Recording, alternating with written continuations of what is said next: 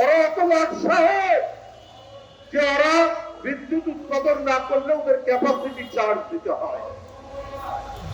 আর এই নন এমপিভুক্ত শিক্ষকরা ফুটপাতে রাস্তায় কড়াকড়ি দিচ্ছে, লুটোপুটি করছে।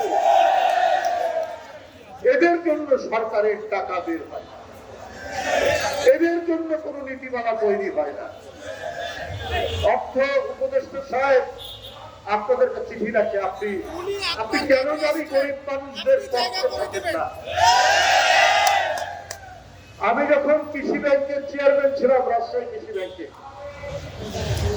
চেয়ারম্যান থাকার সময় নওগাঁয় একটা বিরাট বন্যা হয়েছিল।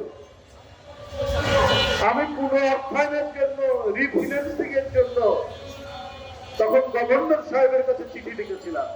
আশা করেছিলাম যে গরিব মানুষের কথা, বন্যা উপদ্রুত মানুষের কথা ভেবে সেই সময় বাংলাদেশ ব্যাংকের গভর্নর, এখন অর্থ উপদেষ্টা, তিনি টাকা দেবেন।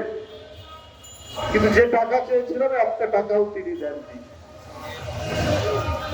আমি ওই জন্য বলেছি, গরিব মানুষের প্রতি এই অন্তর্বর্তী সরকার হলেও এরা তাদের দিকে তাকায় না,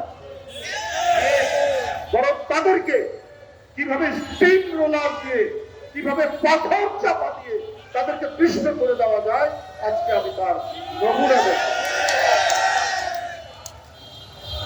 বন্ধুরা, আজ কয় টাকা লাগতো এটার জন্য?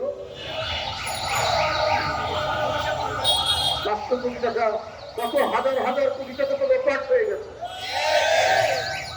কত শত শত কোটি টাকা তো এখনো বাংলাদেশে কয়েকজনের বাড়িতে খোঁজ খবর করলেও তো পাওয়া যায়। কত সরকারও তো কত কাজে কত দিকে টাকা দিচ্ছে। আপনি কালকে আপনার সার কারখানায় যে গ্যাস সরবরাহ হয়, সে গ্যাস সরবরাহের উপর প্রায় 83%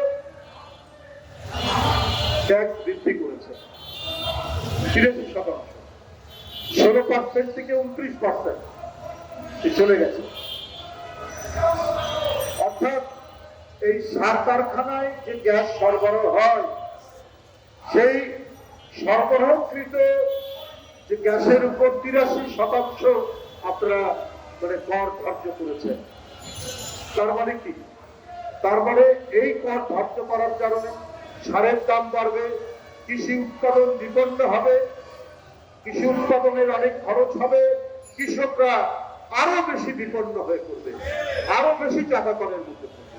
এই সরকার তো জনগণের সরকার নয়, এই সরকার তো গরিব বান্ধব সরকার নয়, এই সরকার তো শিক্ষক, কৃষক, শ্রমিকের পক্ষের সরকার নয়। এই সরকার তো এমন একটি সরকার যারা যে মাথার মধ্যে তেল দেওয়া আছে সেই মাথার মধ্যেই তেল ঢালে।